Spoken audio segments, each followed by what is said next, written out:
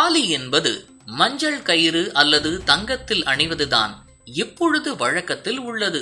ஆனால் இப்பொழுது பலரது கழுத்திலும் மஞ்சள் கயிறிலே தாலியை பார்க்க முடியவில்லை, தங்கத்தில்தான் பார்க்க முடிகிறது. திருமணமாகி 3 மாதத்தில் கயிறு பெருக்கும் பொழுதே மஞ்சள் கயிறு மாற்றி தங்கத்தால் தாலி கோர்த்து போட்டு விட்டு விடுகின்றனர். ஆனால் முன்பு உள்ள காலத்தில் எல்லாம் பனை ஓலையில்தான் தாலி போட்டு இருக்கிறார்களாம். அதுவும் தாழை பனமரமாம். தாழை பனமரத்தில் கட்டப்பட்டால்தான் இதற்கு தாலி என்று பெயர் பெற்றதாம். தாழை பனமர ஓலைகள் என்றுமே மங்காது. அதனால்தான் ஓலைச்சுவடிகள் எல்லாம் தாழை பனமரத்து ஓலையில் எழுதப்பட்டது. அன்று எழுதப்பட்ட ஓலைச்சுவடிகள் தான் இன்றும் அழியாமல் உள்ளது. இந்த தாழை பனமரம் தை மாதத்தில் மிக செழிப்பாக வளர்ந்து காணப்படும். சாதாரண பனை ஓலையில் எழுதினால் நாளடைவில் மங்கிப் போகும். ஆனால் தாழை பன ஓலையில் எழுதினால் எத்தனை ஆண்டுகள் ஆனாலும் இன்னும் நமக்கு பயன்படுமாம். தங்கம் கண்டுபிடிப்பதற்கு முன்பாக பெண்கள் கழுத்தில் மஞ்சள் கிழங்கு, மஞ்சள் பூசப்பட்ட நூல் மட்டுமே தாலியாக கட்டப்பட்டது. அதற்கும் முந்தைய பண்டைய காலத்தில் தாழை பனைமரம் ஓலையைத்தான் தாலியாக கட்டினார்களாம். அதாவது மணப்பெண்ணும் மணப்பெண்ணின் வீட்டாரும் உறவினர்கள், மறுபக்கத்தில் மணமகனும் மணமகன் வீட்டார், உறவினர்கள் மற்றும் ஊர் பெரியோர்கள், ஊர்க்காரர்கள் முன்னிலையில் தாழை பனைமரம் ஓலையில் இன்னாருடைய மகளை இன்னாருடைய மகனுக்கு, அதாவது மணமகன் பெயர், ஊர் பெரியோர் முன்னிலையில் திருமணம் நிச்சயிக்கப்படுகிறது என்று அந்த தாழை பனமரத்து ஓலையில் எழுதுவார்களாம். அந்த ஓலையை மடித்து தாழை பனைமர ஓலையின் நாரை கிழித்து கட்டி மணமகன் கையில் தருவார்கள்.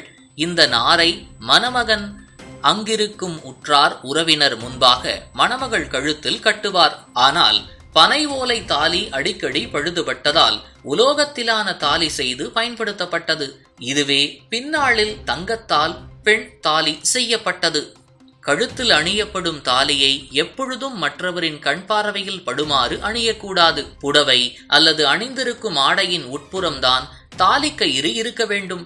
மற்றவர்களின் பார்வை தாலி கயிற்றின் மீது விழுவதினால் கணவன் மனைவி இருவருக்கும் இடையே பிரச்சனைகள் வந்து கொண்டிருக்கும். வருடத்திற்கு 2 அல்லது 3 முறை மட்டுமே தாலி கயிற்றை புதியதாக மாற்ற வேண்டும். நினைத்த நேரத்தில் எல்லாம் அடிக்கடி மாற்றக்கூடாது. அவ்வாறு தாலி கயிறை மாற்ற திங்கள், செவ்வாய், வியாழன் இவை 3 தினங்களும் சிறப்பு வாய்ந்த தினங்களாக கருதப்படுகிறது. வெள்ளிக்கிழமையில் தாலி கயிறு மாற்றுவது அவ்வளவு சிறப்பு வாய்ந்ததாக இருக்காது. ஆடிப்பெருக்கு அன்று தாலி கயிறு மாற்றுவதனால் கணவரின் ஆயுளை அதிகரிக்கும் பலன் கொடுக்கிறது.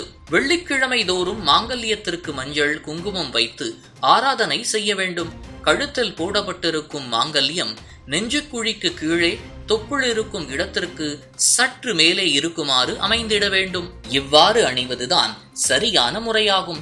சிலர் தொப்புளுக்கு நேராக அணிந்திருப்பார்கள். இவ்வாறு அணிவது சரியான முறையாகாது. திருமாங்கல்ய கயிறு மாற்றும் பொழுது யார் கண் பார்வையிலும் மாற்றக்கூடாது.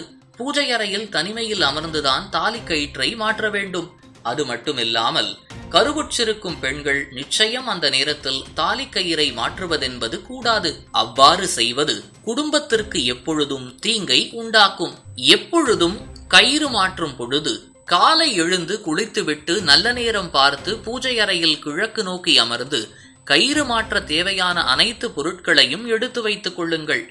உங்கள் கழுத்திலிருந்து படைத்தவனுக்கு கழற்றுவதற்கு முன்பு ஒரு மஞ்சள் கயிறு கழுத்தில் கட்டிவிடுங்கள். பிறகு அந்த தாலியை கழற்றி பொது கயிறு ஒன்று தாலி மற்றும் மணிகளை சரியாக கோர்த்து விடுங்கள். பின்பு அந்த தாலியை கழுத்தில் அணிந்த பிறகு இந்த கயிற்றை கழட்டி விடுங்கள். அந்த தாலிக்கு குங்குமம், சந்தனமெல்லாம் வைத்துவிட்டு நெற்றி வகுடு பொட்டிலும் வைத்துக் கொள்ளுங்கள். தங்கத்தில் தானே அணைகிறீர்கள், பரவாயில்லை. ஆனால் சிறிதளவு மஞ்சள் கயிறு ஏதாவது தாலியை மட்டும் கோர்த்து செயினோடு சேர்த்து கட்டிக்கொள்ளுங்கள். அப்பொழுதுதான் உங்கள் கணவருக்கும் உங்கள் குடும்பத்திற்கும் மிகவும் நல்லது.